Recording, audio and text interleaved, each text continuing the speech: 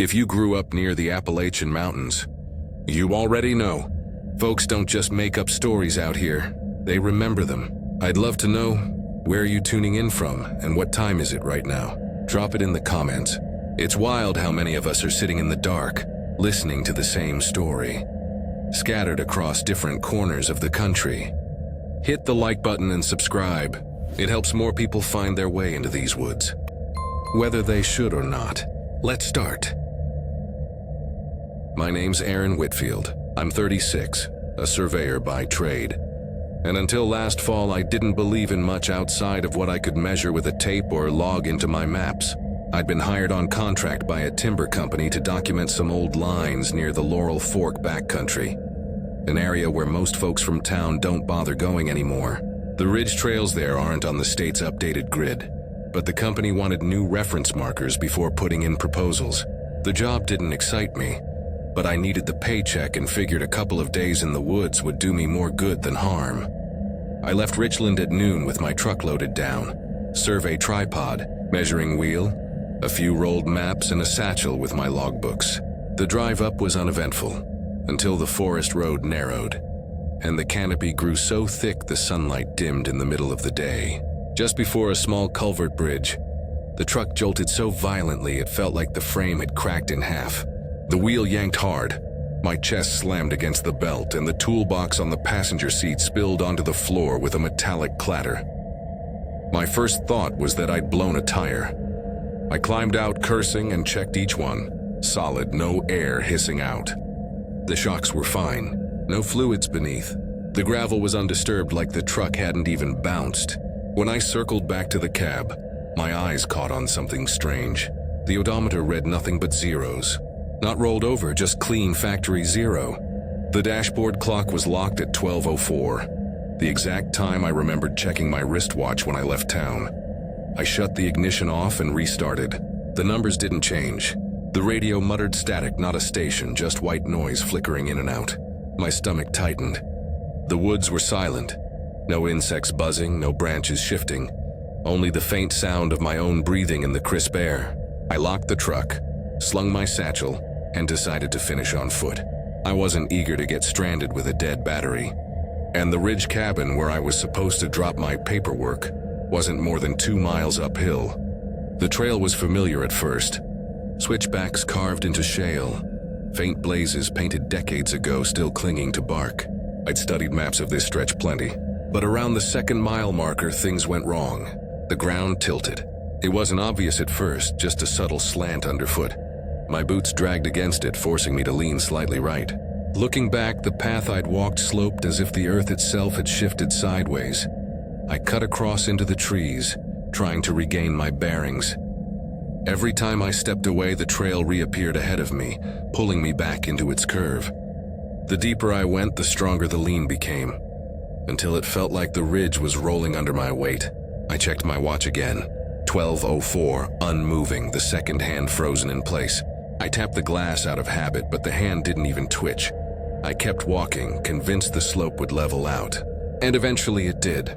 The trees opened and there it was, the cabin. A squat log structure with tin roofing that caught the dull sun. Relief swept through me until I saw the door was cracked open. I had been here 3 days earlier to deliver initial notes. I'd padlocked the latch myself, tugged twice to make sure. The air pressing out from the doorway was unnaturally still, heavy enough I felt it in my lungs. Inside, the supplies stacked against the wall were untouched, except for one timber beam, which lay cut clean in half across the floor.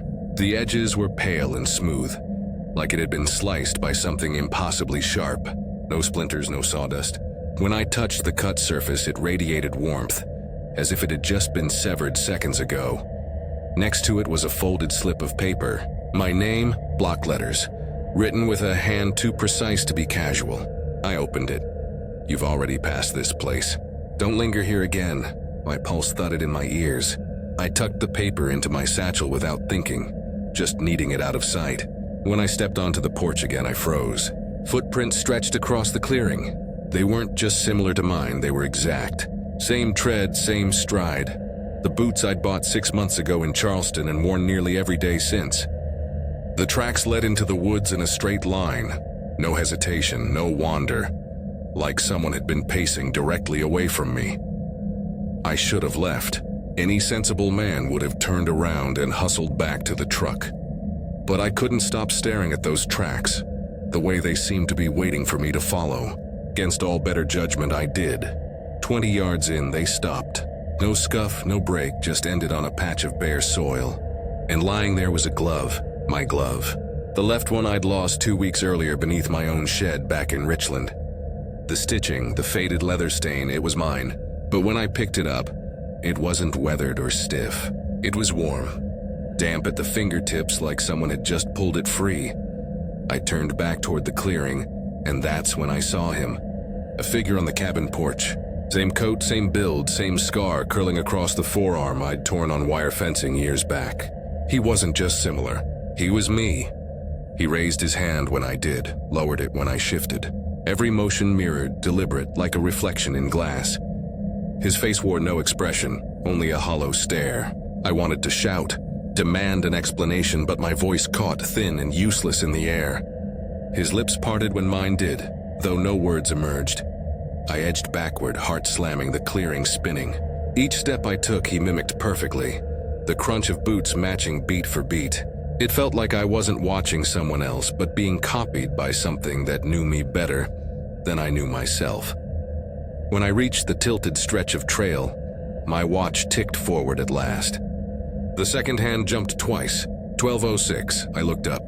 The man, my double, was gone. I ran. The last mile blurred, my legs moving on instinct. When I broke through the trees, the truck was there in the same clearing. Engine idling, headlights glowing dim as twilight.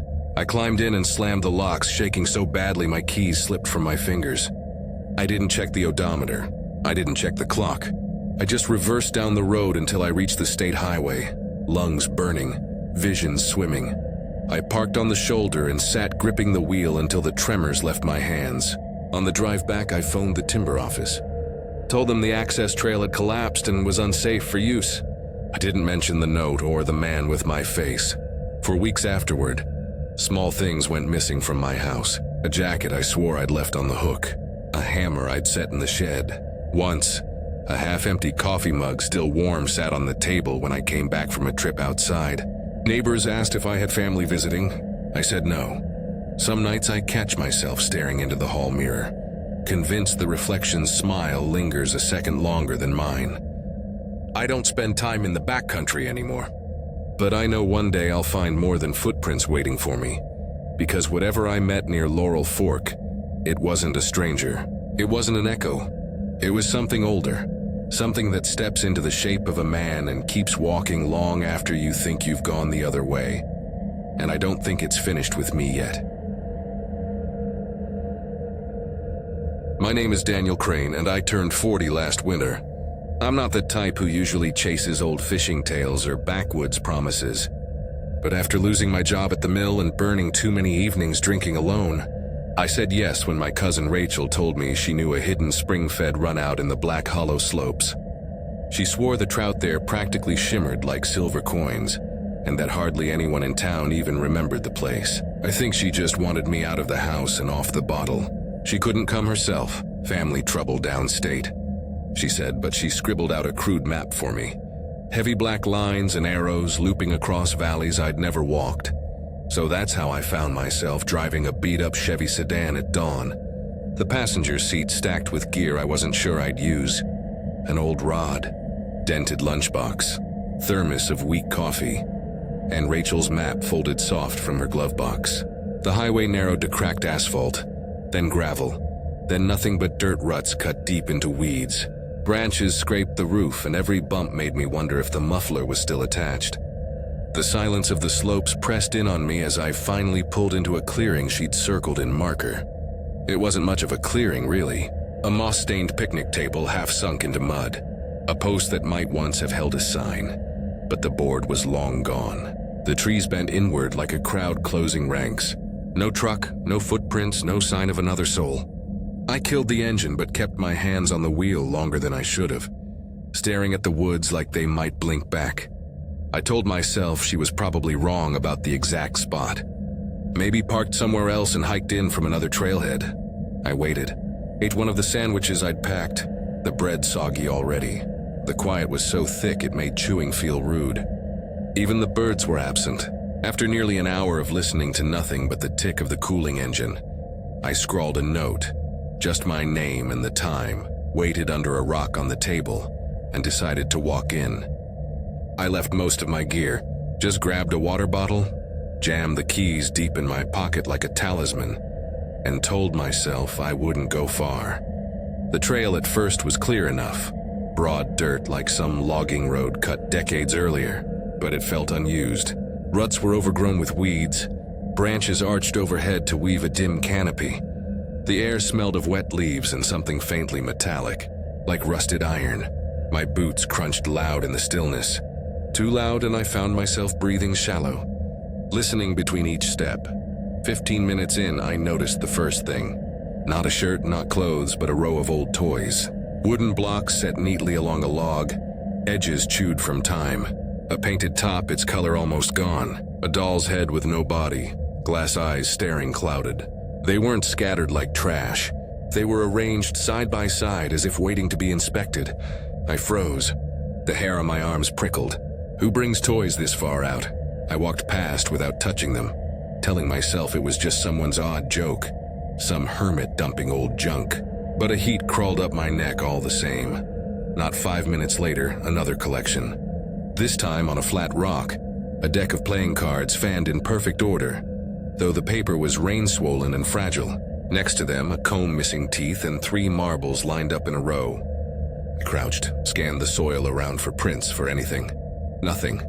No boot marks, no sign of recent traffic. Just damp earth undisturbed. The longer I walked, the more of them I saw.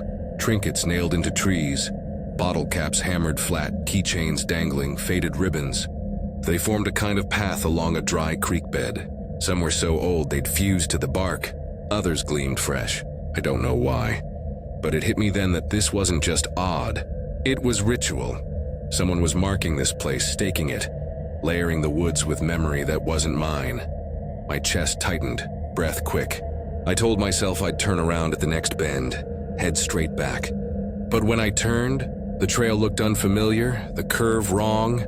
Hadn't I come from the other direction? My watch read the same minute it had when I left the clearing. The second hand didn't move. I tapped the glass hard, nothing. And then I heard it. A voice behind me, low and calm, like it had always been walking in my shadow. Lose your way? I spun so fast I nearly tripped. A man stood on the trail maybe 20 yards back. Not Joel, not Rachel, not anyone I knew. His face was hidden beneath a hood, shadows swallowing his features. He wore a heavy coat despite the heat, and his hands stayed buried deep in the pockets. My throat closed up. I forced words out anyway, brittle and small. Just heading back, he didn't move. Didn't answer. Then one hand slipped free of the pocket, long fingers pale against the dark coat. He pointed, not up the trail toward safety, but down the slope toward the creek bed littered with trinkets. His voice came flat, empty, like air pushed through a hollow pipe. Not that way. Every instinct screamed at me to run, but something about him pinned me in place. His head tilted slow, like a bird studying prey. The woods felt wrong, too silent, too heavy, like sound itself had drained away. My vision tunneled. Finally, my body betrayed me. I bolted. I didn't care about noise anymore. I scrambled up the path, lungs burning, gravel skittering underfoot. I imagined his steps falling into rhythm behind mine, though I didn't dare look back. The woods seemed to stretch, distance piling longer than it should. When the clearing finally broke open, I nearly collapsed. Relief curdled instantly into dread. The picnic table was bare. The rock still sat there, but the note I'd written was gone. Clean gone, as though it had never existed. I clawed the keys from my pocket with shaking fingers, dropped them once, snatched them up. The car door slammed, the lock clicked down, and I nearly sobbed with the sound of the engine coughing to life. I spun the wheel, gravel spraying, branches scraping as I tore back down the road without looking once in the mirror. Only when the dirt gave way to cracked asphalt did I slow, chest heaving, vision swimming.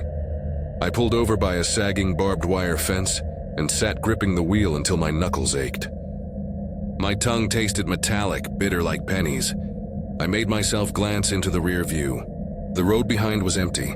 No hooded figure. No movement. Just the tunnel of trees swaying slightly as though exhaling. I told myself it was some cruel prank, a local staking claim and scaring outsiders, but I didn't believe it.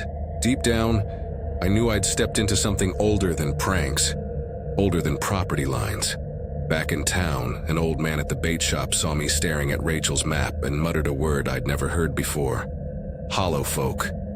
He said it like spitting out a bad taste. He wouldn't meet my eyes. Just told me folks who linger in Black Hollow sometimes come back thinner, quieter, like they'd left part of themselves behind. Sometimes they don't come back at all. That night I couldn't sleep. My apartment felt too still, every shadow thick with memory. At 2 a.m, I went to the kitchen for water and found my thermos. Still full, still warm, sitting on the counter. I hadn't brought it inside. The next evening, I noticed a row of my own belongings lined neatly along the fence outside. A screwdriver, a sock, an old receipt. Arranged too careful to be random. Now every mirror feels dangerous. Sometimes when I glance quick, my reflection's mouth seems a half-second late to close. Think of the man on the trail, his voice flat as stone. Not that way. I don't know which way he meant. I only know he wasn't warning me off. He was pointing me toward something. Something I already feel circling close. And I can't shake the thought that maybe I never really walked back out of Black Hollow. Maybe part of me is still nailed there, lined up neat among the trinkets, waiting for whoever or whatever claims the next traveler who steps inside. I'm Nathan Collier, 42, and I make my living as a survey tech for the county. Most days it's tedious. Measuring setbacks, photographing posts, updating parcels no one has touched in decades. But I've always liked the quiet. My father used to joke that boundary lines in these mountains were like pencil sketches on a damp page. They only held as long as everyone pretended to respect them. In the last 6 months, I'd been called out twice to remark a contested stretch near Devil's Fork Run, a forgotten spur of the Blue Laurel Range where the ridges fold into each other like clenched knuckles. Someone kept moving or chopping the markers. This third trip was supposed to be routine. Hike up, document the damage, log the coordinates, and be back in my truck before lunch. I left at first light.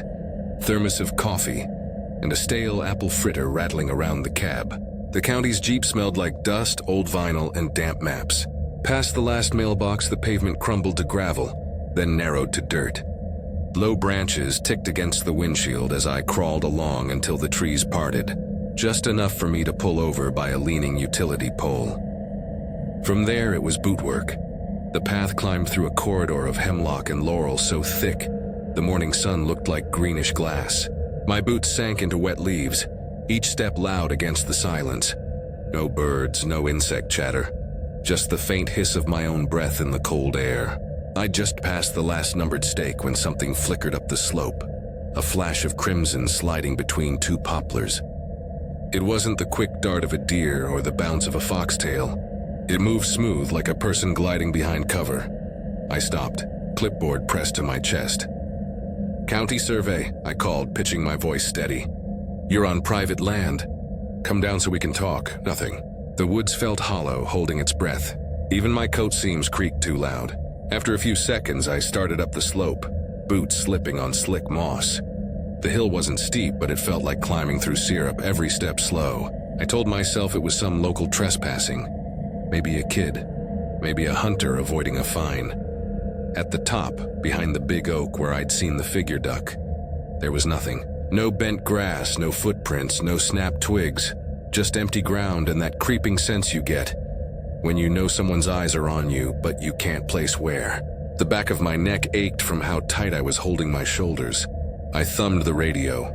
"Eli, you copy?" All I got was static and a faint carrier tone. I circled the clearing twice, checking behind stumps and stones like I was playing hide-and-seek with a ghost. Still nothing. The place was so empty it felt staged. Back at the base of the slope, the radio hissed and then cleared. "Go ahead," Eli's voice crackled. "I had somebody up here. Male, I think. Red jacket. Wouldn't answer." Silence long enough I wondered if the radio had died again. Then Eli's voice returned low. "You probably don't know the story. A logger named Norris vanished up there in '94. Red parka. They combed the ridge for a week and didn't find a button. I waited for him to laugh to say he was messing with the new guy. He didn't. The line went quiet except for static. After that day, I found myself glancing over my shoulder every few steps on every job. Sometimes I'd catch a flash of red along the ridgeline, like a thread pulled through fabric just ahead of me. 2 weeks later, I was leading a volunteer group checking the overlook above the Pine Knife Gorge. 12 people, retirees, a pair of college hikers, a family with a boy who wouldn't stop photographing moss. We paused at the clearing where the trail bends above the river. One woman raised her hand. "Is it safe to go down to the water?" I followed her gesture and froze. A woman stood ankle deep at the river's edge, upstream from us. She wore a long gray dress that clung to her calves like soaked cloth. From that distance, I couldn't see her face clearly, but the tilt of her head made my scalp prickle, as if she were eavesdropping on us without moving. "You can hike down if you stay on the path," I called, forcing normalcy into my tone. "But you shouldn't wade. The current can change fast." She didn't react. I lifted my hand to wave her up. "Ma'am, you need to come back to the bank. It's not safe." She turned toward me. Where her eyes should have been were two deep hollows, dark as the gorge itself. No blink, no movement, just pit sinking so far I couldn't see a bottom. One of the kids made a strangled noise and buried his face in his mother's jacket. The couple with the camera looked paralyzed, caught between snapping a photo or running. When I looked back at the river, she was gone. The water lay glassy and unbroken, as if no one had stood there at all. People always ask if I've seen Bigfoot or skunk apes. They lean in like they expect a secret. I usually say no, and technically I'm not lying. Whatever I've seen doesn't belong in campfire stories. A month later, I was running boundary checks near the upper cut of Redthorn Ravine, a maintenance trail used mostly by linemen.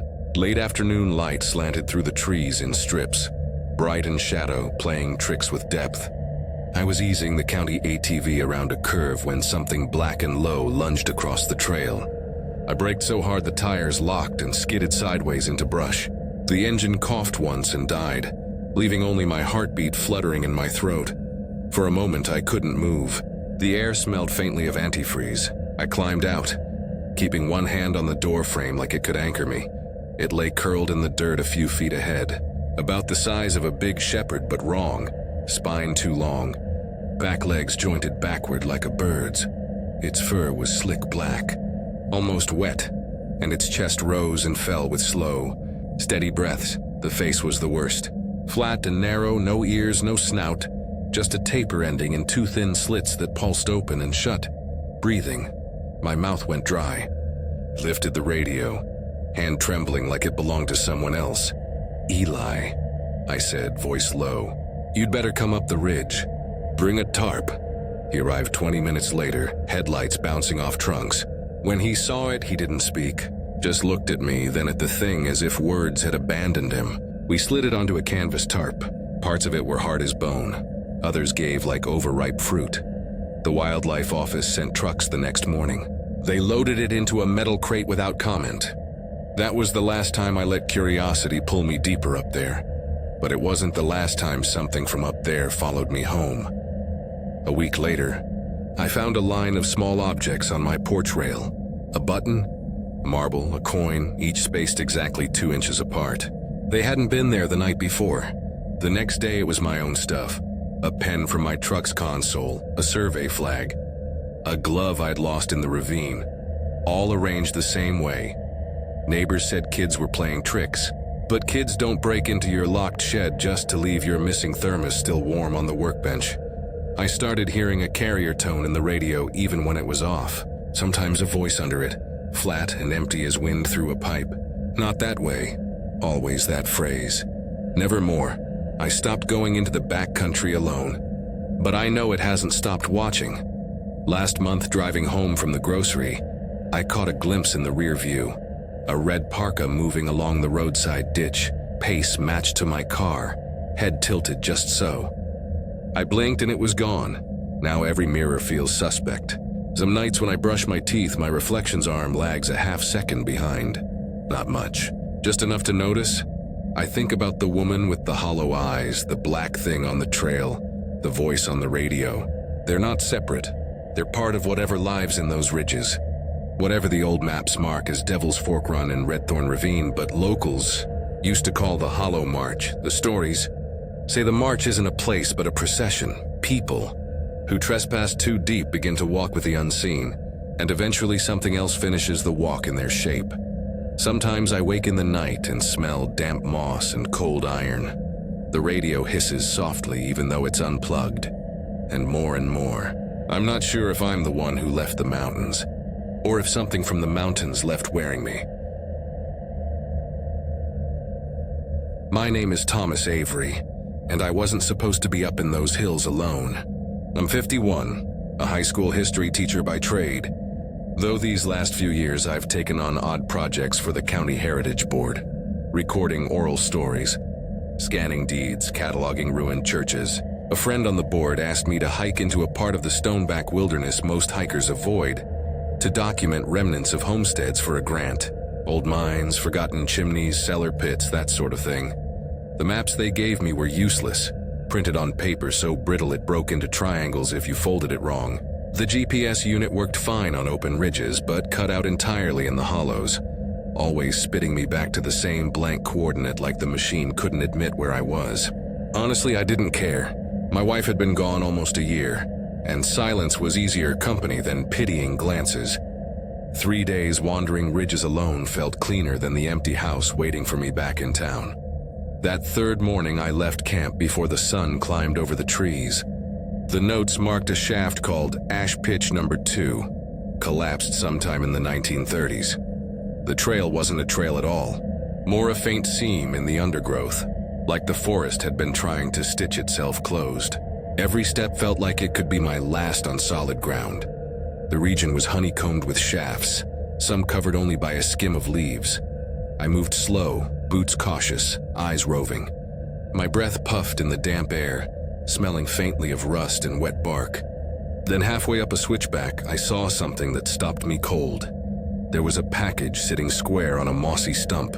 Not an old beer can or rusted tool, this was deliberate. Brown paper folded neat, twine knotted across the middle. On the front, in looping ink, was my full name, Thomas Avery. For a long moment, I didn't move. The handwriting looked strange, not like anything modern. The loops and slant reminded me of 19th century marriage records I'd cataloged. Formal, meticulous, almost reverent. My mouth went dry. I touched it with the edge of my boot, half expecting it to dissolve or blow away. It didn't. It felt real enough. I don't know why, but I couldn't bring myself to open it there. I slipped it into the side pocket of my pack and walked on, trying to invent explanations. Maybe a cruel prank by some student who'd learned about my fieldwork. Maybe another Avery once lived in these hills. But deep down, I knew better. Ash Pitch No. 2 wasn't much when I finally found it. Just a black wedge in the hillside framed by rotten beams. Cold air spilled out like the earth itself was exhaling. I sketched the slope, noted the collapsed timbers, pretended to care. But the weight of that package against my ribs made it impossible to focus. After 20 minutes, I gave up. I pulled it free with shaking hands. The paper felt warm, like it had been sitting in sun, though the hollow air was cold enough to sting my nose. I untied the string and unfolded the wrapping. Inside was a photograph, an old Polaroid, the colors muted, edges curling. The image showed the very switchback I'd climbed, the same rhododendron thickets and mossy stones. But the perspective was wrong, taken from high in the trees from an angle impossible without climbing gear. In the center of the frame was a man in a gray jacket, my jacket. His head was tilted back, his eyes fixed straight into the camera. My own face stared out pale and slack, like something vital had already drained from it. The picture shook in my hand. The ground seemed to tilt under my boots. I shoved it back into the paper, tied the twine with clumsy fingers, and jammed it deep into my pack. I should have left it there, but a certainty pressed into my chest. No matter where I put it, it would find its way back. I abandoned the shaft and cut straight downhill, ignoring the faint path. My boots slipped through damp leaves, branches lashed across my arms. I stumbled into the remains of a homestead, a rectangle of stacked stones, foundation walls barely knee-high. For reasons I can't explain, I climbed inside the crumbling outline and crouched. as though the ruined walls offered protection. My heart thudded so loud it filled my ears. That's when I heard it, a voice soft and steady coming from beneath the stones. It wasn't echo, wasn't the rustle of wind through hollow pipes. It was speech, muffled but articulate, each syllable pressed into the air. I couldn't understand the words, but the rhythm was deliberate, almost liturgical. My knees locked. I couldn't breathe. I waited for a hand to break through the stones, for a shadow to rise. Nothing came. The voice fell silent. Only the forest remained, too still, too expectant. I backed out of the foundation, trembling so hard I nearly toppled. I scrambled downhill, rhododendron branches tearing at my coat. Every shift of wind behind me sounded like someone pacing in step. By the time I reached the gravel access road, my lungs burned and my throat rasped dry. I must have stood there half an hour before headlights curved around the bend. A pale sedan slowed, gravel crunching under tires. The driver was a woman in her 60s, face lined, eyes cautious. She cracked her window just enough to speak. "You all right?" "I just need a ride back to town," I croaked. My jaw ached from clenching. She studied me for a long moment, then unlocked the door. "Get in. I can take you as far as my brother's station." I slid into the passenger seat. The heat blasting from the vents prickled my skin. I clutched my pack on my lap, hand pressed to the package's shape. It still radiated warmth. We drove in silence for miles. The road wound through endless trees, each trunk looking the same as the last. Finally, she cleared her throat. "You've been up in Stoneback?" I nodded. Her eyes flicked sideways, wary. "Folks say the miners had a way of leaving warnings. Letters, sometimes parcels, always marked with a name." I didn't reply. "They say if you take one with your name on it, you've already given permission." She said it calmly, as though repeating a fact. Permission to follow. We didn't speak again.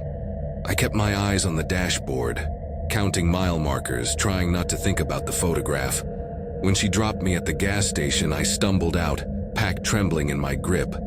I unzipped it on the pavement, desperate to prove it was still there, that all of this was just my own unraveling. But the package was gone. I never returned to Stoneback Wilderness. I filed a half-hearted report full of coordinates and notes I barely remembered writing.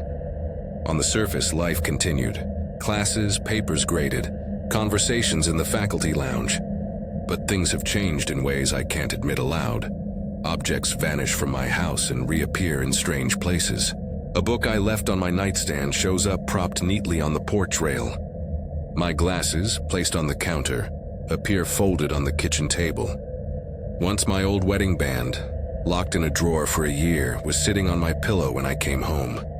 Sometimes I wake in the night to faint voices under the floorboards, low and deliberate, like the murmur I heard beneath the stone foundation. When I press my ear to the wood, I can't make out words, only the rhythm, always steady, always waiting. I haven't told anyone, but mirrors have become the hardest. More than once, brushing my teeth, I've caught my reflection lagging a half-second behind. Just long enough to notice, just long enough to wonder. I think about that photograph often. The man in the gray jacket, my face staring hollow into the lens. The woman in the car said permission had already been given. Some nights, when I dream, I'm standing in that ruined foundation, envelope in hand, while something beneath the stones whispers in time with my own heartbeat. I wake unsure if I'm still myself or just the shell left behind. And each morning I check the porch rail, half expecting to find another package waiting with my name written neat across the front. I was 40 when I decided to vanish into the backcountry for a while. I'd just walked away from 15 years at the plant after the migraines got too heavy and the chest pains scared me into thinking I'd end up like my father, dead before 50 with nothing to show but a worn-out toolbox and a pine box funeral. My sister said I needed rest. My doctor said I needed a prescription. But what I wanted was silence. So when I found a short-term listing for a forestry cabin tucked somewhere in the Allegheny back range, I booked it. The photos showed a squat building with a tilted roof. Nothing special, but it looked empty, safe, like the kind of place you could let yourself fray without an audience. I loaded my gear into the bed of my truck, tossed in too many cans of food I'd never eat, and drove until the highway became gravel, and the gravel became nothing but a service road crawling uphill like a scar across the ridgeline. It was already late when I pulled into the last turnout. The trail from there wasn't long, maybe a 1.5 mile climb, but it was enough to leave me panting under the weight of my pack, the straps carved into my shoulders, and every few minutes I had to stop and tug them into a different groove like shifting pain around made it more manageable. The forest pressed close on both sides, branches locked overhead. Even in daylight, the sky looked filtered, washed out like light was struggling to get in. I told myself the cabin would feel better, that I just needed to reach it before dusk and put down roots for a few nights. 1/2 mile from where the map dot said the cabin sat, I came across a gate, rusty, bent off its hinge, a busted chain hanging from the latch. A wooden sign leaned face down in the weeds. I nudged it with my boot, and the board collapsed inward like rotten sponge. For a second I thought about turning around, but shame burned hotter than fear. I'd told myself this trip meant something. Turning back now over some broken gate felt like admitting I'd never meant any of it. So I stepped over and kept climbing. The clearing came sudden, the trees peeling back all at once. The sky above had shifted to a thin, sickly blue that made the ground look unreal, too sharp around the edges. The cabin was smaller than the photos had suggested. Just one room, gray siding sagging, a single window crooked in its frame. The gravel patch outside showed no prints, no tire ruts, nothing that said anyone had been there in months. That was exactly what I wanted. I convinced myself of that. The key worked fine. The door creaked open into stale air that sucked the moisture out of my tongue. The floor sagged faintly under my weight. I dropped my pack in the middle, peeled off one boot, then the other, and collapsed right there, arm over my eyes. I don't remember closing them, but I remember the footsteps. At first it was faint, just a crunch against gravel outside, then steady, deliberate, too heavy for raccoons or strays.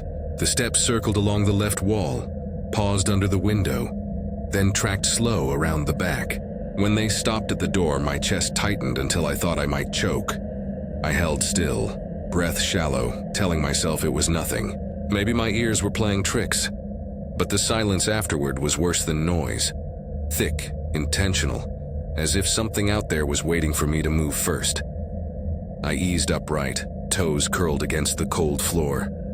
The curtain by the window was thin as paper. I pinched it open just enough to peek. The clearing looked ordinary.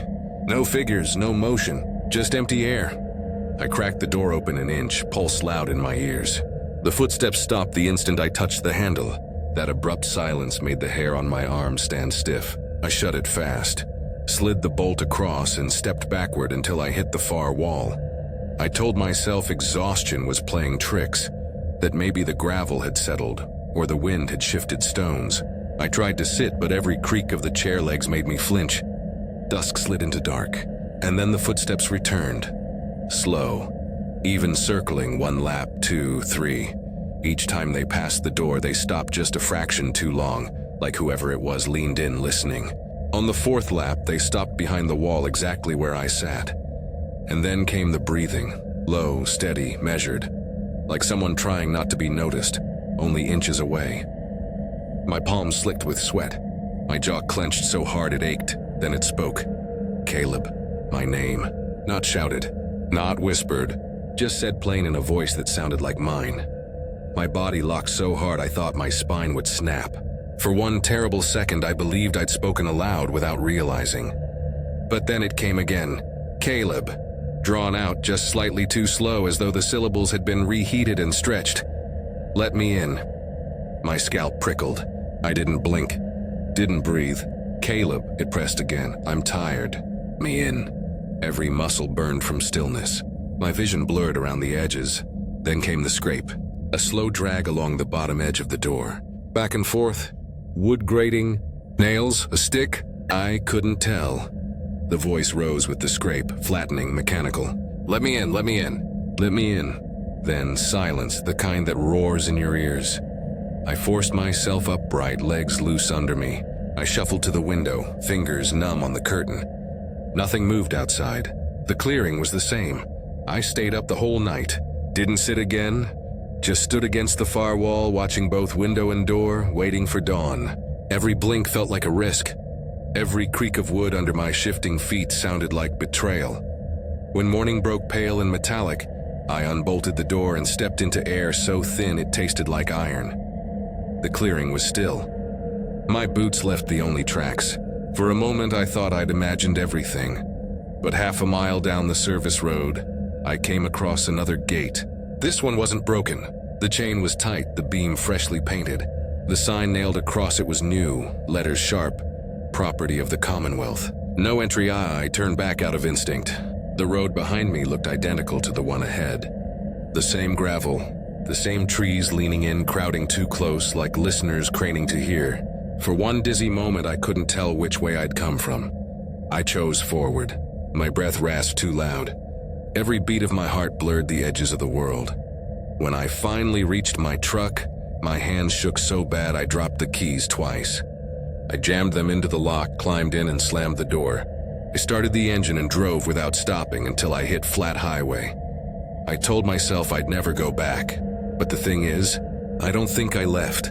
That night, back in my own bed, I woke to the sound of gravel shifting outside my window. Heavy, deliberate steps. I held still, pulse screaming. Then came the scrape, faint but certain, along the bottom of my bedroom door. And over the sound of my own blood in my ears, I heard it again. Caleb, I'm tired. Let me in. My name is Daniel Mercer. I was 43 the spring I finally drove back up into the Bear Hollow watershed, a stretch of land most people in Monroe County avoid unless they're logging or poaching deer. The place had been sitting in the back of my mind for months. I wasn't chasing nostalgia or family inheritance. My reason was simpler and more humiliating. I'd lost my job at the auto shop, burned through what little severance I had, and when I went digging for side work, I found out the county's tax office was offering small stipends to document abandoned structures. Photograph, confirm standing condition, file it. That was all. It sounded like easy money. I picked the Mercer cabin because my uncle's name was on the original deed, though I'd never spent more than a handful of summers up there as a kid. Mostly I remembered mosquitoes, my uncle's whiskey breath, and the way he'd scowl if I stepped on the porch with muddy shoes. He died a decade ago, but the cabin had stayed in our name.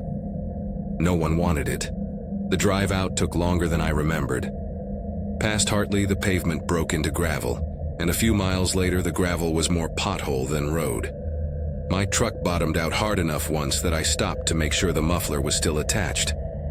When I finally reached the clearing where the old gate should have been, I found nothing but a pair of posts leaning like drunks and a chain lying coiled in the ditch. It looked less like someone had cut it than like it had been lifted away, set down gentle. I parked by the ditch and stood staring up the track. The ruts were choked with weeds. Beer bottles glinted in the grass, brown glass half sunk into mud. My uncle had ranted about teenagers sneaking up here to party. Judging by the number of bottles, it must have been generations of them. The climb felt wrong immediately. Every step up the rutted drive carried the weight of being pushed back, like the ground itself wanted me gone. The trees pressed in, branches whispering against each other without wind. By the time the cabin came into view, my shirt was stuck to my back. It was worse than memory. The roof sagged in a long curve. Windows splintered into spiderweb cracks. The porch slanted 6 inches off level. I braced one boot on the boards before committing my weight. They held, but I couldn't shake the image of crashing through into the crawl space where snakes nested. Inside smelled of rot and paper. A rocking chair with a split seat sat in the corner, unmoved in years. A chipped basin slumped on a crate soft with mildew. Newspapers lay stacked in drifts, edges brown to lace. Some dated back to the 70s, others older. I took photos for the county. Walls, corners, roofline. But when I moved toward the back wall, something caught my eye. A door. I froze. It didn't belong. 2 pale planks, fresh nails glinting. A hook latch clean as if polished. My uncle never would have added anything new. He couldn't be bothered to fix a window, let alone build a room. I'd spent summers here as a boy, and I would have remembered this. Every instinct said leave it shut. finish the pictures, walk away. But the sight gnawed at me. Out of habit, I lifted my phone and snapped one photo, the flash painting it stark and unnatural. Then, before I could stop myself, I unlatched the hook and pulled. The door swung inward, smooth as oiled hinges. A stairwell dropped steep into darkness. Walls packed dirt held by planks. The steps were raw wood, edges sharp, as if cut last week. I leaned in, called out. My voice bounced hollow. No answer. Cold air drifted upward, carrying the smell of damp earth. I didn't have a flashlight, only the weak glow from my phone screen. Stupid, but I went down anyway, one hand pressed against the dirt wall, boots creaking on boards. Each step echoed as though the hollow beneath me was far deeper than the stairwell looked. At the bottom, I had to hunch. The ceiling pressed so low my shoulders brushed dirt. A bulb hung from wire, but no chain to pull. My phone's glow was enough to catch shelves nailed into studs along the far wall. They held figures, dozens of them, maybe 30, each carved from pale wood about a foot high. Cloth scraps wrapped around their bodies. Denim, flannel, corduroy, bits of faded plaid. No faces, only smooth ovals of head. Each one wore a tag around its neck, names written in rough script. My breath caught sharp. Leah, Brennan, Josiah. Names I didn't recognize. I moved down the line, hand trembling. Then I saw one with Daniel Mercer carved in ink so dark it bled into the grain. Beneath the name, a date. Next week. My whole body iced over. I staggered back, shoulder smacking dirt. My phone beam jittered across the room. And in that moment I thought I saw one figure shudder. Not sway, shudder. Like breath pushing through wood. Something shifted in the far corner. A scrape across dirt, slow, dragging. My phone flickered, battery plummeting. The light dimmed, leaving shadows thick. I couldn't tell if something was moving or if my brain was filling blanks. The scrape came again, closer. I bolted. My boots slipped, hands clawing planks. I took the stairs 2 at a time, lungs burning. I was 3 steps from the top when the door slammed shut. Hook snapping down from the outside. The vibration rattled dust into my hair. I froze, forehead against wood. Something scraped again behind me, dragging closer. I don't remember deciding to move. I just threw my shoulder against the door, praying. Somehow the latch gave. Maybe it hadn't caught right. Maybe something wanted me out. I stumbled into the main room, slammed the door shut, and braced my hand flat against it. The cabin was silent. My phone buzzed once in my pocket. I pulled it out with shaking fingers. The screen was black. When it lit again, the wallpaper photo of my niece had been replaced. In its place was an image. The shelves in the basement, every figure lined neat, but one shelf now empty. I didn't stop for my pack. I didn't look back at the door. I crossed the clearing and drove straight down the mountain, teeth grinding so hard my jaw ached. That night, at my cousin's in town, I told myself it was stress, exhaustion, hallucination. I showered, ate, tried to sleep. Around 3 in the morning, I woke to a sound in the hall outside the guest room, a faint scrape across the floorboards, slow, deliberate. I sat up, throat locked. My phone glowed on the nightstand. I picked it up. The battery had drained to 1%. The lock screen lit, a new photo. It showed the guest room I was in, bed and all. On the shelf above the dresser was a single wooden figure, wrapped in flannel, tag tied neat around its neck. My name, tomorrow's date. I haven't told anyone, not the county, not my family. I don't think they'd believe me, but every night since I hear the scrape. Sometimes in the hall, sometimes by the window, sometimes right behind the door. And I'm starting to think the shelf will never stay empty for long. I was 38 when my older sister asked me to drive up into Wolfpine Hollow to check the old family boundary.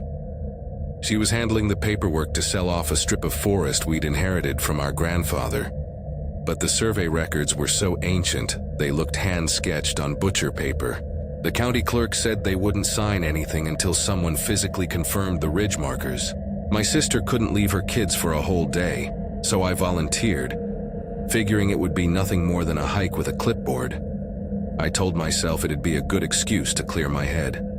I'd been cooped up in my apartment too long after walking away from my job at the insurance office. That resignation had felt good at the time, but weeks later, with nothing but bills and silence around me, I wondered if I'd sabotaged my life. A day in the woods sounded better than pacing my living room. The trailhead sat at the far end of a forgotten service road. I pulled my car up alongside a ditch because the gate was rusted into a shape that looked more sculpture than hardware. A no trespassing sign was nailed to one post, the paint bleached to gray streaks. Nobody had touched it in years. I grabbed my pack and swung it onto my shoulders. The straps bit at my collarbones until I adjusted them. Heat pressed down hard. Late summer in the Appalachians. The kind of humidity that makes every breath feel like drinking warm water. The gravel gave way to weeds almost immediately, tall enough that they brushed against my thighs. Each step popped stones loose that skittered into the brush. The climb pulled me steadily upward. Sweat soaked through my shirt between my shoulder blades. By the time I reached the first bend in the ridge walk, my heartbeat was heavy enough I could feel it in my neck. I slowed, dug the folded map out of my back pocket and studied the faded ink. Red paint blazes on oaks were supposed to guide me to each marker. My cousin, who'd tried to walk it a decade earlier, had warned me they might be faint or inconsistent. Sure enough, the first blaze I spotted was more memory than paint. The mark bleeding into bark like a wound healing over. A few trees later, though, I found one sharp and bright as if painted last week. I touched it out of habit, then pulled my finger back quick. The red left no smear, but it looked too fresh. I pressed on. The blazes grew stranger the farther I went. Some were barely whispers, others sharp and new, no pattern. I started counting my steps between them. Sometimes 20, sometimes 60. No consistency, no rhythm. Each time I turned back to glance behind me, the last blaze I'd passed seemed to vanish, as if the trees shifted to cover it. I told myself it was just the angle. Still, my gut felt hollow.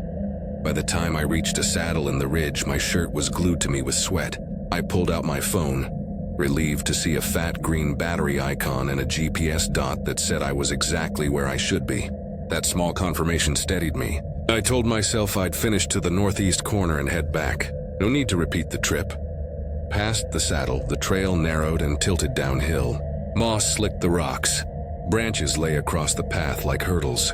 I picked my steps slow, but the paint marks became erratic. Sometimes gone for 50 yards. Sometimes 3 stacked close like someone had panicked while painting. When I finally decided I'd gone far enough, I turned to retrace my path. That was when the forest looked wrong, not unfamiliar in the way trees usually are, just endless repetition. But wrong in that I didn't recognize a single landmark. A thicket of white pines hemmed me on the left. A laurel-choked hollow sank on the right. None of it matched the way I'd come. I pulled out the map, tried to line ridge notches with what I saw, but the terrain felt slippery, as though it shifted the longer I looked. My stomach tightened. I checked my phone again. Battery strong, but when I tapped the GPS, the screen froze, blinked black, and rebooted itself. When it lit again, the map app was gone, vanished as though I'd never installed it. I cursed under my breath and stuffed the useless phone into my pocket.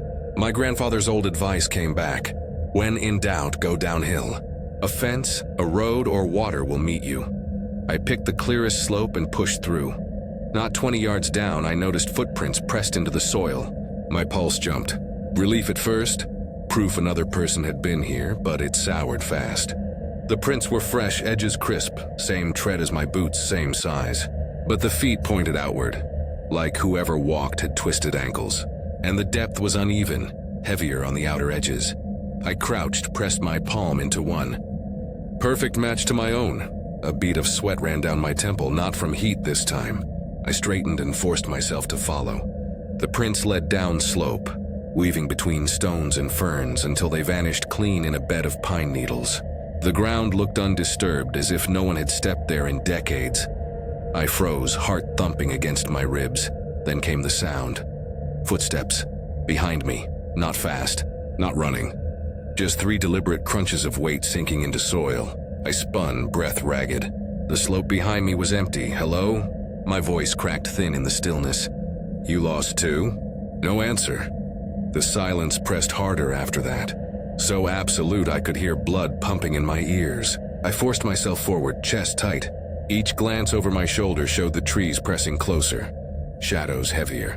When I rounded a fallen log, I saw fabric dangling from a sapling. At first I thought it was survey tape. Red faded fluttering, but closer I saw it was cloth knotted into a loop, stained, frayed, like it had been worn before being tied. My gut clenched. I stepped wide around it, boots slipping in needles. Minutes blurred. The trail opened suddenly into a clearing, maybe 20 feet across. Relief came sharp. I could breathe without trunks at my elbows. But when I looked down, my stomach turned to stone. Boot prints again. Same outward turned steps, same scuffed right heel. I crouched, pressed my palm into one. Perfect match. Prints.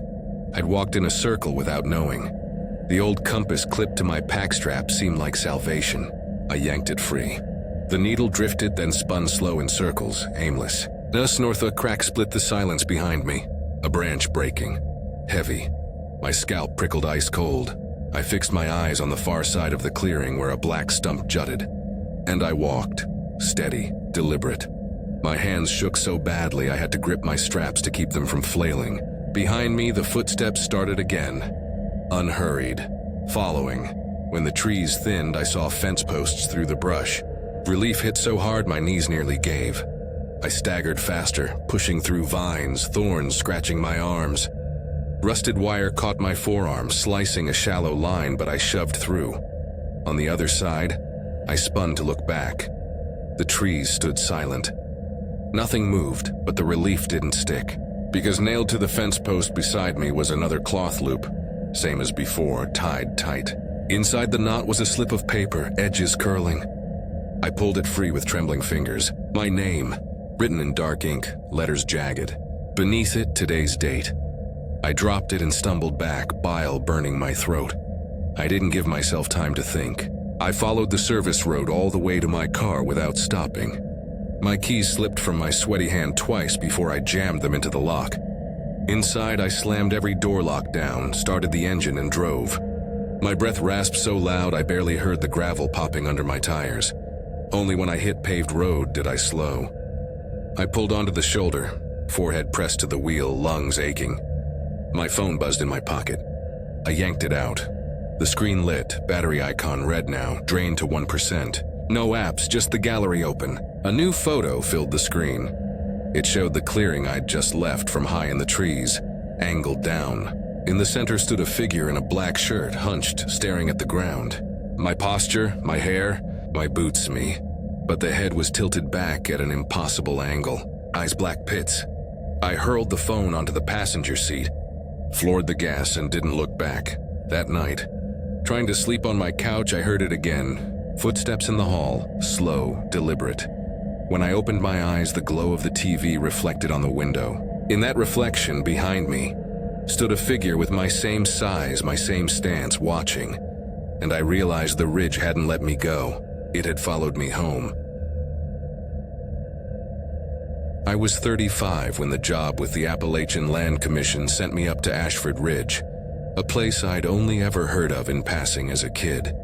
My boss said it was routine. Verify that a string of survey pins along an old boundary line were still intact. Some development company out of Richmond wanted to log a few tracks, and before contracts moved forward, the county wanted fresh documentation. Nobody in the office seemed eager to volunteer for it, so I signed up.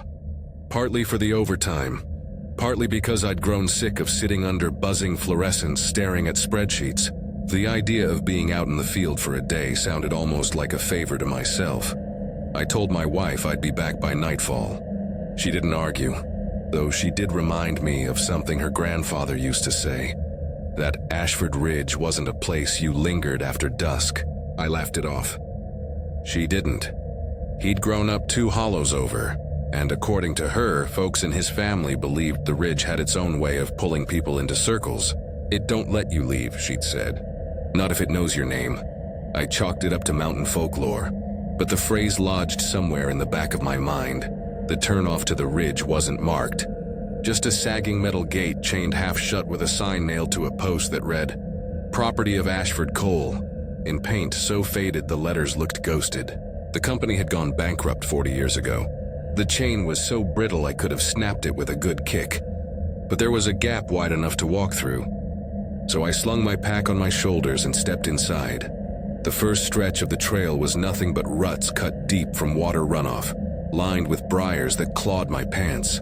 I kept my head down, counting paces, listening to the faint scrape of shale under my boots. No birds, no wind. Even the bugs seemed quiet. That kind of stillness in October isn't unusual, but something about it made me feel like I'd stepped into a place sealed off from the rest of the hills. It took me 20 minutes to reach the first marker, just a rusted stake jutting from the ground, bent at a crooked angle.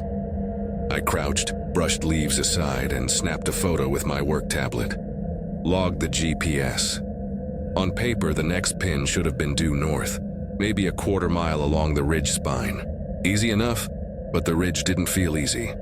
Within 50 yards, I saw something strange. Piles of flat creek stones stacked into towers, knee-high, spaced evenly as though measured. At first, I thought they were old property cairns. But they were too clean. No moss, no leaf litter tucked in the cracks. Some of the rocks were wet as though washed. I squatted near one and noticed a strip of fabric wedged beneath the top stone. A piece of pale cloth, edges frayed, but startlingly white. A prank, I told myself. Some hiker, maybe kids from a nearby town. But the ridge wasn't close to any town, and the nearest maintained road was 5 miles back.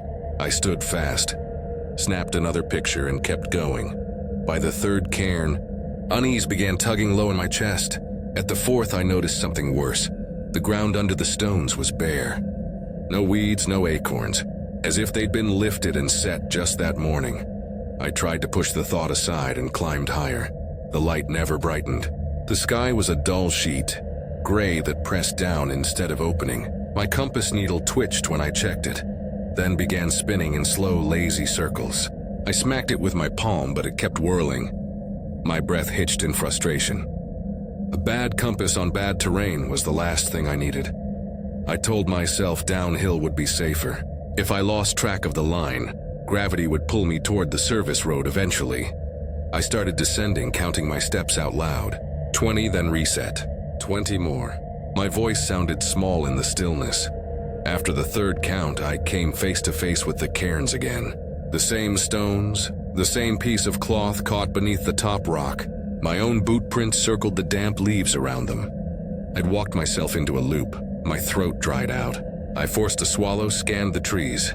That was when I noticed the objects. A chipped porcelain button nestled in a root. A blue marble lodged into the fork of a sapling. A strip of aluminum foil twisted like ribbon and tied to a branch. None of it made sense, but each item was too deliberate to be chance. Someone had left them as markers, breadcrumbs. For who, I didn't know. I spotted a lightning-scarred pine in the distance. Bark spiraled black from crown to roots. I fixed my eyes on it and walked straight, no detours. When I reached it, there was more cloth, this time tied around a low branch in a neat knot.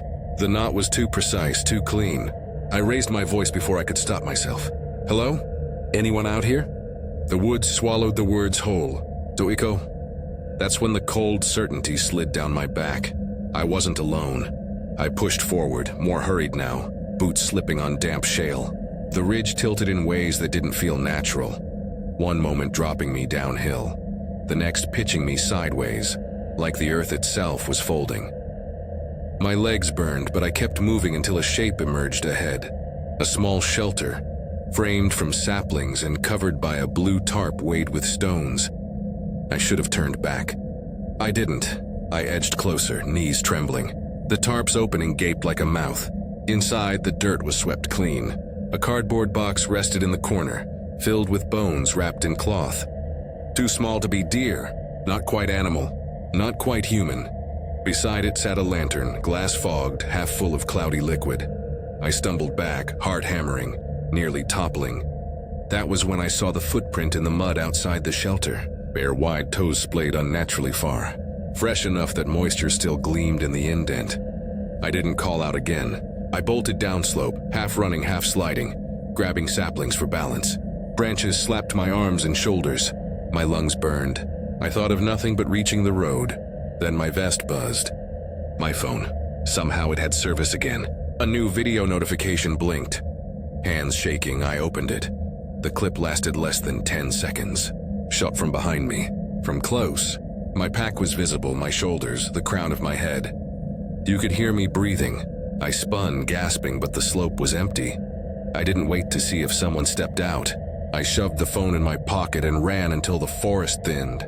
The windshield of my truck flashed through the trees. Relief buckled my knees. I sprinted, burst into the pull-off, clawed the door open and slammed it shut. All 4 locks clicked. I jammed the key into the ignition with trembling fingers. Reversed until gravel spit under the tires. Then floored it until the ridge vanished in the rear view. I didn't stop until I reached Ashford town limits. That night, I filed my report. Bare bones, nothing but coordinates and 2 photographs of iron stakes. I didn't mention cairns. I didn't mention cloth. I didn't mention bones in a box or the barefoot print. But when I laid my phone on the counter before bed, I noticed a second video. One I hadn't seen come through.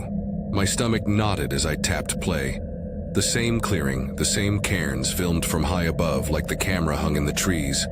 I stood in the center, staring down at something in my hands. My posture, my boots, my jacket, but the face wasn't mine. The head tilted back too far, jaw unhinged, eyes black hollows. The video cut to static. I deleted it, but when I checked my gallery the next morning, the clip was there again. Dated not for yesterday, but for tomorrow.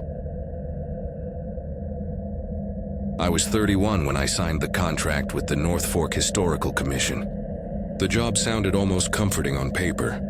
Document abandoned homesteads scattered along the upper spines of the Red Hollow Range. Photograph what remained. Sketch the layout. Record coordinates. Most of the other contractors had turned it down, muttering about how remote the ridge was, or how unreliable the roads had grown. I'd recently quit my teaching position in Charleston. Burnt out from too many restless nights and too little money, so the idea of quiet days in the hills didn't scare me. If anything, it felt like relief. The drive out there told me more than the paperwork ever had. Pavement crumbled into gravel, and gravel eroded into rutted soil that climbed in switchbacks so narrow, I prayed nothing was coming downhill. My cell service cut out 10 miles before the turnoff, and by the time I reached the gate listed on the maps, I couldn't even pick up static on the radio. The metal barrier leaned crooked in the mud, the paint eaten away until it was nothing but rusted streaks. A handmade sign wired to the post read, "Keep out, not yours." The cabin they'd assigned me was a squat single-room structure buried in laurel thickets. From the track, it looked like a ruin. I had to spend 2 hours hacking brush with a hatchet just to pry the door open. Inside, the air smelled of mouse nests and damp rot.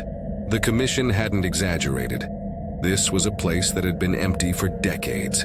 I unloaded my crates, camera, survey flags, record books, and stacked them on the porch. That's when I saw him. He stood 20 yards back in the trees, stock still, watching. His shoulders hunched beneath a torn wool coat, his boots half lost in fallen leaves. He didn't move when I turned. He didn't even flinch when I called out a cautious, "Hello." After a long moment, he stepped forward, crunching leaves in measured steps, as if counting. 73 years and 3 weeks, he said.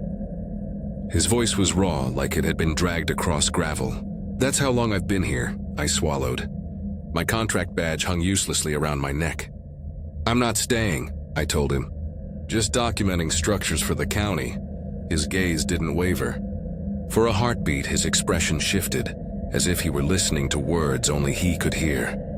"That's what the others claimed," he said at last. Then he turned and melted back into the timber without a backward glance. I stood there until my heartbeat steadied, told myself he was just an old man who'd spent too much time alone. That explanation didn't ease the tightness in my chest.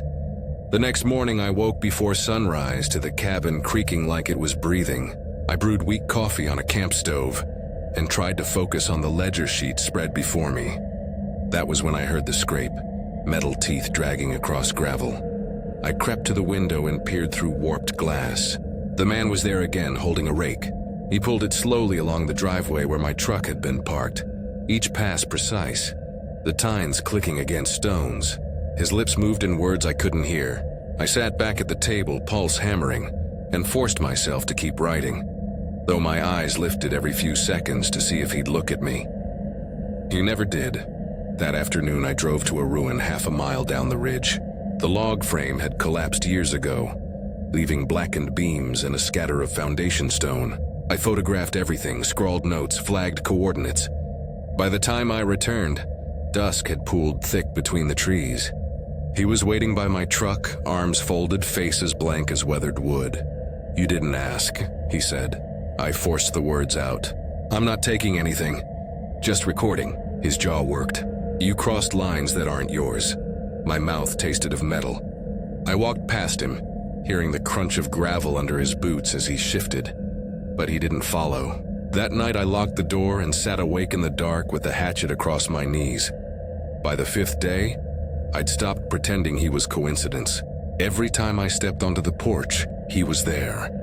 Sometimes a flicker of movement between trees. Sometimes a clear figure standing with arms slack at his sides. When I phoned my supervisor over the crackling radio, the connection kept cutting, reducing his replies to fractured static. I ended up muttering that I was fine, though I didn't believe it myself. On the 6th day, I returned from town with groceries. My equipment, camera case, survey flags, notebooks, was no longer stacked by the door. Instead, each piece was arranged in a perfect line across the porch, like an exhibit. He stood beside them, hands clasped behind his back. "Ever think about who lived here first?" he asked. My hands tightened on the grocery bags. "That's what I'm here to document." "My sister was born in this cabin," he said. "She died here too. They never carried all her bones away." He didn't wait for a reply. He turned and drifted back into the brush, muttering words I couldn't catch. From that night on, I bolted the door as soon as the sun sank. The 7th evening, I was cataloging brittle ledgers I'd dug out from under a loose floorboard. Faded names and dates crowded the yellowed pages. As I bent over the table, I heard it again, the slow, deliberate rhythm of steps on the porch. I froze. My breath thudded loud in my ears. A palm slid across the window pane. Then another. 5 long streaks smeared the glass like someone wiping fog away. By dawn, every window was covered in handprints. When I stepped outside, my crates were gone again. In their place stood 12 wooden figurines, each carved crudely from pale timber. Everyone had a different face. All had hollow gouges where eyes should have been. I called out, voice cracking, no answer. The trees were too still. That afternoon, a deputy from the county rolled up in a mud-splattered truck. He didn't step out, just leaned across the seat, staring at the figurines. "Best leave Elias alone," he said. I blinked. "He's been taking my gear." The deputy's expression didn't shift. "Been here longer than anybody. Ridge belongs to him more than it does to us." He put the truck in gear and drove off, leaving me choking on dust. That night I sat in the dark with a shotgun laid across my lap. Every shadow pressed too close. Every groan of the cabin made me flinch. 2 nights passed without him appearing, and I began to think maybe he'd gone. That illusion shattered when I stepped out to collect the last bundle of survey flags. Each had been sliced neatly in half. The pieces were nailed to the railing with rusted kitchen knives. When I touched one, the metal flaked red onto my fingers. I called my supervisor again, voice shaking. He sighed through static. "Finish the report. Can't extend the contract." The next morning I found him at the clearing's edge, head bowed, whispering to something crouched at his feet. His words drifted just loud enough to make out. "Don't look at me, Mara. Don't stare with your rotted eyes." My stomach dropped. Mara was my mother's name, a name I'd never given him. I shut the curtain, bolted every latch. That afternoon, a ranger named Kate stopped by, sent to check on me. We stood by her truck, sunlight bouncing off the windshield as I tried to explain without sounding unhinged. Elias appeared on the slope above, as rigid as always. His voice carried down clear. "You didn't say you'd brought your sister," Kate frowned. "Is he talking about me?" I stammered. "I don't have a sister." His mouth twisted into something that wasn't a smile. "Same blood, same flesh." He vanished back into the trees. Kate put her hand on the truck door. "Lock up tonight," she muttered. That evening I sat awake, staring at the door. The first knock came near midnight, slow, measured. The second knock rattled the hinges. I gripped the shotgun, crossed the floor and cracked the door an inch. Rain drifted in. He stood there, soaked to the skin, coat clinging like a shed husk, his face blank as carved stone. "I warned you," he whispered. "Told you not to cross my line." The rifle rested easy in the crook of his arm. "You think you can take it from me?" I stepped back, throat tight. His eyes slid past me into the cabin's dark. "I can't stay," he murmured. "You have to walk me home." Then, almost pleading, "I'm not right." He turned and shuffled down the trail. I slammed the door, dialed the satellite phone with trembling fingers, begged the dispatcher to send help. When I looked again through the rain-smeared glass, Elias had reached his own cabin across the clearing. For the first time, the windows glowed. Yellow light spilled across the wet ground. The walls inside were plastered floor to ceiling with newspapers, each page layered over another. Headlines screamed of murders decades old, names of missing women scrawled beneath in cramped handwriting. He stepped back out, rifle lifted, eyes wild. Patrol trucks barreled up the track, lights flashing through the trees. Deputies tased him as he shouted, "I didn't kill her! She'll die if I leave her." They dragged him into the mud. His voice broke to a sob. The last thing I saw was the door of his cabin swinging wide, wind ripping the newspapers loose. Beneath the headlines, older layers peeled away. Lists of names, hundreds of them, each scrawled in the same trembling hand. When silence fell, it didn't feel like relief. It felt like a debt unpaid. I filed the reports. I told the commission the structures still stood. I didn't mention Elias. I didn't mention the figurines, the knives, the names scrawled behind the papers. But sometimes, alone in my apartment back in Charleston, I wake to the sound of slow raking across pavement. I draw the curtains tight, and I count 1 scrape, 2, 3, always measured, always waiting.